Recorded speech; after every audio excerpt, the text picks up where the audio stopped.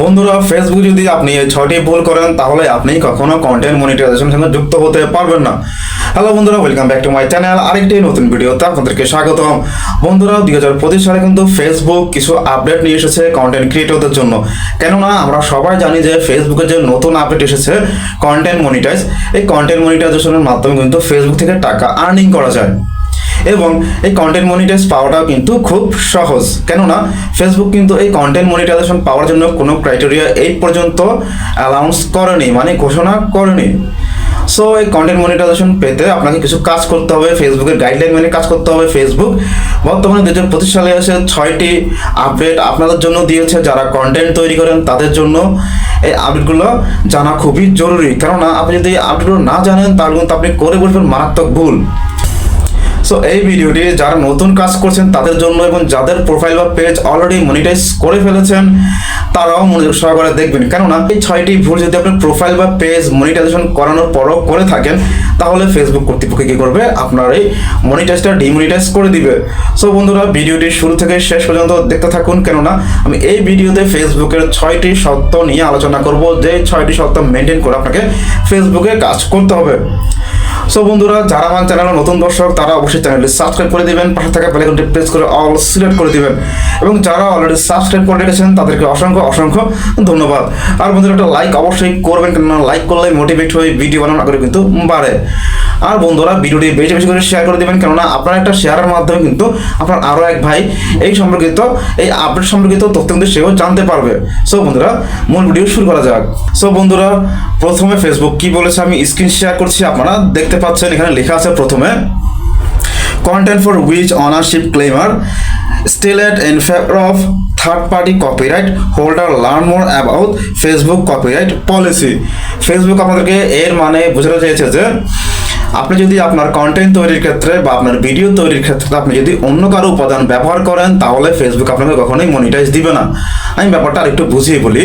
আপনারা কি করেন, কন্টেন্ট তৈরির ক্ষেত্রে কি করেন, যারা নতুন ক্রিয়েটর আছেন আপনারা কি করেন, নতুন পেজ বা প্রোফাইল খোলা মাত্র আপনি কি করেন, অন্যান্য বড় বড় পেজগুলো ভিজিট করে ওখান থেকে কি করেন, কিছু ভিডিও ডাউনলোড করে এনে একটার সাথে একটা জুড়ে সামথিং এডিট করে আপনার নামটা জুড়ে দিয়ে একটা ব্যাকগ্রাউন্ড মিউজিক দিয়ে আপনি কি করেন, আপনার প্রোফাইলে আপনি বা পেজে আপলোড করে দেন। হ্যাঁ, সেক্ষেত্রে কিন্তু দেখা যাচ্ছে কি আপনার ওই ভিডিওতে ভিউজ আসবে, সব কিছুই আসবে, কিন্তু আপনি মনিটাইজ পাবেন না। আর যাদের চ্যানেল মনিটাইজ করানো আছে আপনার ভিউজ থাকবে, সব কিছু ঠিক থাকবে, কিন্তু আপনার ভিউজ অনুযায়ী যে ইনকামটা আপনি সেই ইনকামটা পাবেন না।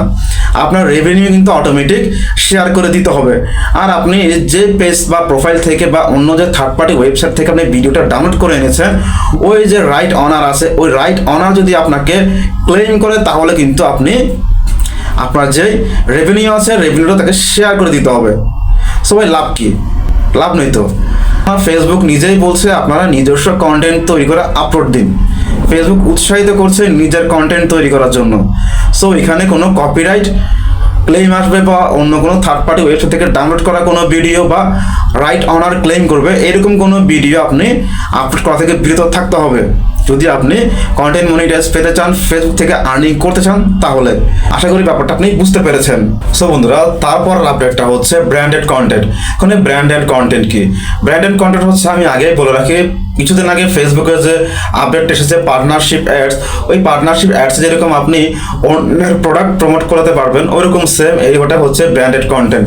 এই ব্র্যান্ডেড কন্টেন্টের মাধ্যমে তো আপনি ইনকাম করতে পারবেন। সেটা হচ্ছে আপনি যদি কোনো কোম্পানির প্রোডাক্ট নিয়ে ব্র্যান্ডেড কন্টেন্ট তৈরি করেন, মানে কোনো কোম্পানির প্রোডাক্ট সম্পর্কে যদি অডিয়েন্স আপনার মাধ্যমে জানতে পারে, সেই ক্ষেত্রে কিন্তু আপনি যেই কোম্পানির প্রোডাক্ট নিয়ে কাজ করছেন ওই কোম্পানি থেকে আপনাকে কিন্তু পেমেন্ট করবে।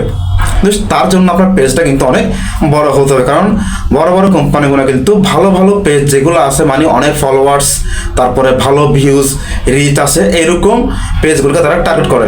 তারা ওই সমস্ত পেজের ওনাদেরকে কিন্তু কাজ দিয়ে থাকে। তবে এই সমস্ত কন্টেন্ট তৈরির মাধ্যমে কিন্তু আপনি ইনকাম করতে পারবেন, বাট ফেসবুক থেকে না, আপনি ওই সমস্ত কোম্পানির মালিক থেকে ইনকামটা করতে পারবেন। কিন্তু এই সমস্ত ভিডিওর জন্য ফেসবুক আপনাকে মনিটাইজ দিবে না। আশা করি বুঝতে পেরেছেন ব্র্যান্ডেড কন্টেন্ট আসলে কি। সো বন্ধুরা, তারপরের আপডেটটা হচ্ছে content in a language that is not supported for Facebook content monetisation. Facebook সমর্থন করে না এমন কোনো ভাষা যদি আপনি ভিডিও তৈরি করেন তাহলে কিন্তু আপনাকে ফেসবুক কন্টেন্ট মনিটাইজেশন দিবে না, মনিটাইজ দিবে না। আমি ব্যাপারটা আরেকটু ক্লিয়ার করে বলি, মানে ফেসবুক যে সমস্ত ভাষায় ভিডিও তৈরি করতে নিষেধ করেছে, মানে যে সমস্ত কান্ট্রিগুলো ফেসবুক মনিটাইজেশনের জন্য ইলিজিবল, মানে যে সমস্ত কান্ট্রি ল্যাঙ্গুয়েজে ভিডিও তৈরি করলে ফেসবুক মনিটাইজ দিবে, আপনি ওই সমস্ত কান্ট্রি ল্যাঙ্গুয়েজে ভিডিও তৈরি করতে পারবেন। যে সমস্ত কান্ট্রিতে ফেসবুক মনিটাইজ ইলিজিবল নয়, ওই সমস্ত কান্ট্রি ল্যাঙ্গুয়েজে যদি আপনি ভিডিও তৈরি করেন তাহলে কিন্তু আপনাকে মনিটাইজ দিবে না ফেসবুক। আশা করি ব্যাপারটা বুঝতে পেরেছেন।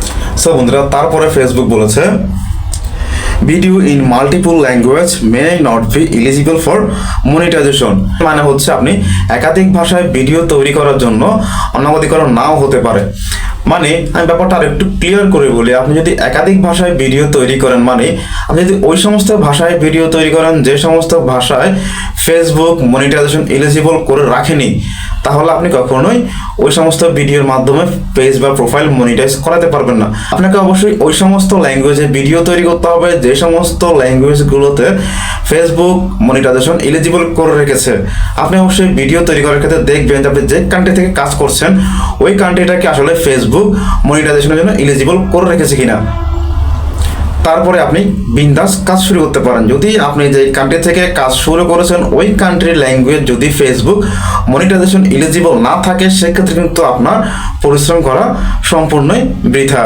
অবশ্যই আপনি চেক করে নেবেন আপনি যে ল্যাঙ্গুয়েজে ভিডিও তৈরি করছেন আপনার ওই ল্যাঙ্গুয়েজটায় ফেসবুক মনিটাইজেশন এলিজিবল করেছে কিনা। যদি করে থাকে তাহলে আপনি কিন্তু বিন্দাস কাজ করতে পারেন। যেমন আমি বাংলাদেশ থেকে কাজ করছি, আপনারা নিচে দেখতে পাচ্ছেন ফেসবুক কিন্তু বাংলাদেশকে মনিটাইজেশনের জন্য এলিজিবল করে রেখেছে। সো আমি নিশ্চিন্তে কাজ করতে পারি। Content by another person or page that you have cross post.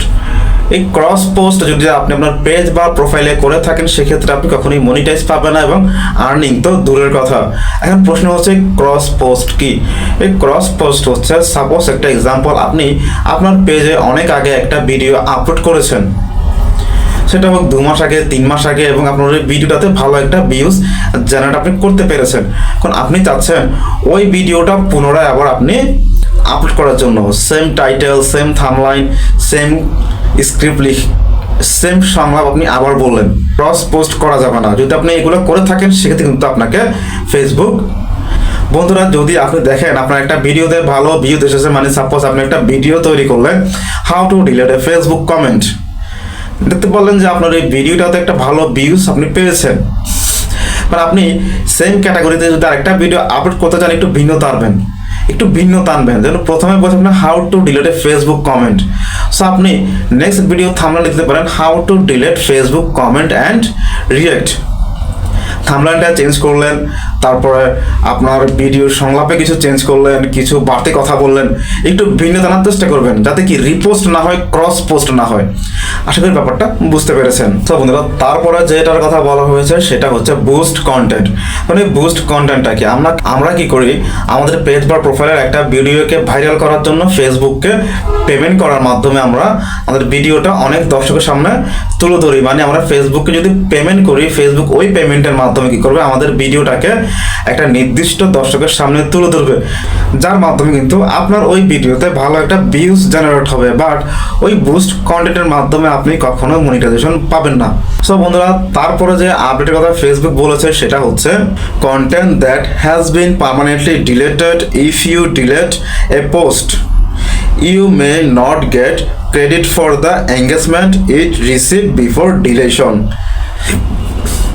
এর মানে হচ্ছে ফেসবুক বোঝানোর চেষ্টা করছে আপনার এমন একটা কন্টেন্ট আপনি ফেসবুক পেজ অথবা প্রোফাইল থেকে ডিলিট করে দিয়েছেন যে ভিডিওর মাধ্যমে আপনি একসময় ভালো একটা আর্নিং করেছেন।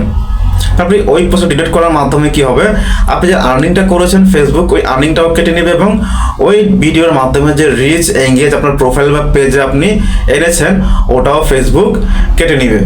সো বন্ধুরা, ফেসবুক সর্বশেষ যে আপডেটটির কথা বলেছে সেটি হচ্ছে content that collects or incentives in authentic engagement. এর মানে আপনার ভিডিওগুলোকে ইনঅথেন্টিকভাবে বুস্ট করা যাবে না। এখন প্রশ্ন হচ্ছে ইনঅথেন্টিক বুস্ট কি? এটা হচ্ছে দেখা যায় আমাদের ভিডিওগুলোকে আমরা অনেক বড় বড় পেজে শেয়ার করে থাকি এবং তার মাধ্যমে আমরা একটা ভালো এঙ্গেজমেন্ট পাই। আর এটা যদি ফেসবুক বুঝতে পারে সেক্ষেত্রে আপনার পারফরমেন্সের উপর কিন্তু ফেসবুক আর পেমেন্ট করবেন না, আপনার ডলারটা কমিয়ে দিবে। আবার অনেকে কি করে রিচ শেয়ার এগুলো থার্ড পার্টি ওয়েবসাইট থেকে কিনে নেয়।